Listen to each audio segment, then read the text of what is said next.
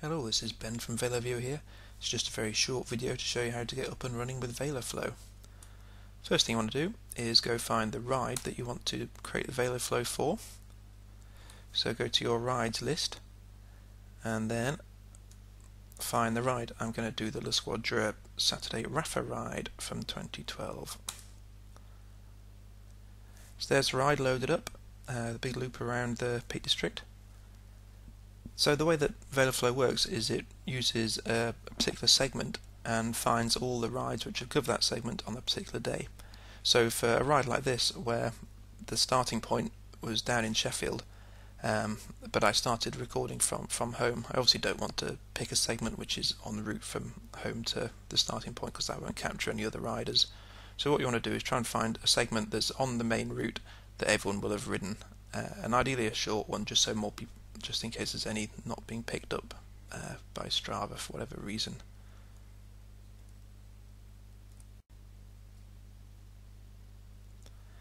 So quite a good way to find that is by hovering the mouse over these down the bottom here.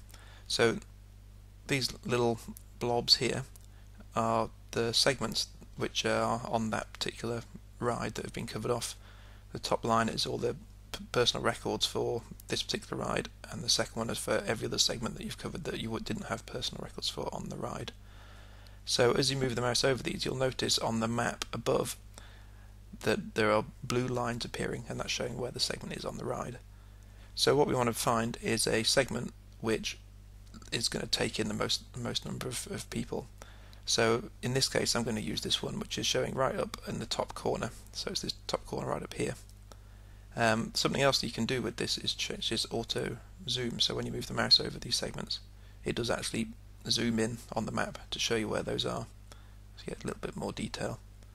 But for this case we're going to use this once more road climb. So what we do now is we scroll back up, go to the segments list, and there it is, once more road climb. So we go across and we click on the little arrow here, which is in the VeloFlow column. So what that's done is it's checked all the rides that have covered off once more road climb segment on that particular date, 26th of May. So there's 26 unique riders there. So what we do now is we change this to make sure we cover all 26 riders. So the option's there just in case it returns 500 and you just want to return 10 just to make sure it's working, so that's why there's a drop down there. And I'm going to set time gap to be 1 second. So load rides, it's downloaded all the data and then it processes it, and then it loads up a map for the whole route. So it still shows you what the date is up here, and you'll also notice that it's got this R1, Rider 1 and a little blue blob here. So you'll notice that on the map a little blue blob appears, and that's the context riders, that's me in this case. What else you have on this page is a big time bar, a slider bar down the bottom here, which if you pull that around you'll notice that everyone goes whizzing around the map. Then you can go forwards, backwards, and in whichever way you want. You also have an auto center button. As you click that, and then as you zoom around, the map will be auto centered onto the context rider. So if I go back here, zoom in quite a bit closer, and then press the play button, you'll notice now that that's keeping the focus on me right in the middle there. The next one is frames per second.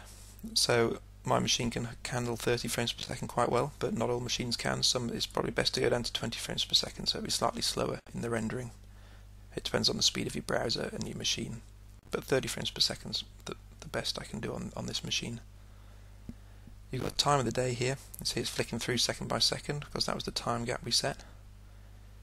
And here's the play button, so you can pause it and play. You can go double speed and go quadruple speed, or just back to normal speed again. And of course you can zoom in as close as you want, and you can also change the map within here as well. So we're on open cycle map. I go to the OpenStreetMap, maybe the landscape, Aerial can be quite nice, particularly for mountain biking type segments.